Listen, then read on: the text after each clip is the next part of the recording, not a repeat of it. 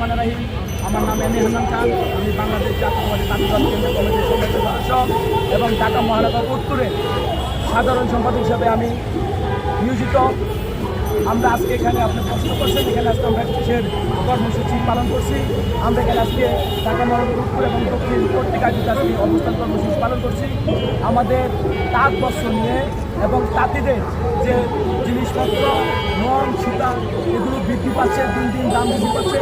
তারই প্রেক্ষাপটে আমাদের কেন্দ্রীয় কমিটিতে আহ্বায়ক কমিটি আমরা চাই বাংলাদেশ জাতীয়তাবাদী তাঁত দল যিনি কেন্দ্রীয় কমিটির আহ্বায়ক আছেন, উনি বিগত দিনে আন্দোলন সংগ্রাম করে উনি একজন দক্ষ নেতৃত্ব।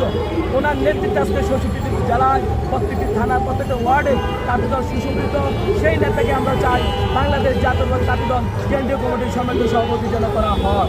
আমাদের প্রিয় নেতা জনাব তারেক রহমানের কাছে আমাদের উদাত্ত আহ্বান।